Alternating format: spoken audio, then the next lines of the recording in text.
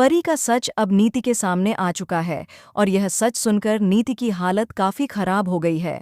दरअसल इस शो के आगामी ट्रैक में हम देखेंगे कि नीति को उसकी ही फ्रेंड पार्वती का असली चेहरा सामने आता है।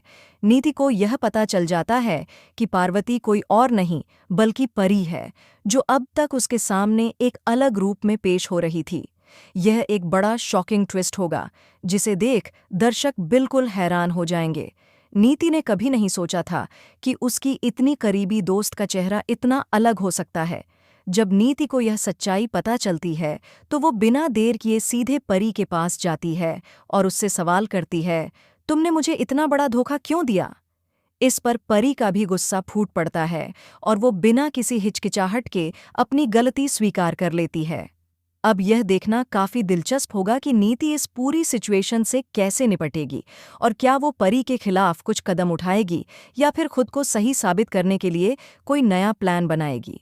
लेकिन इस ट्रैक में एक और अहम मोड़ आता है जब संजू की एंट्री होती है। संजू का गुस्सा बिल्कुल तूफान की तरह फूट पड़ता है और वह नीति के सामने सच्चाई रखता है।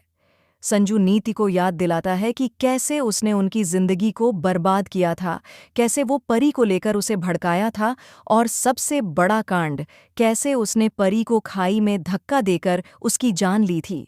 यह सुनकर नीति के होश उड़ जाते हैं। उसकी आंखों में अब कोई जवाब नहीं होता और उसका चेहरा हताशा और शर्मिंदगी से भर जाता है। अब सवाल ये है कि नीति की अगली चाल क्या होगी?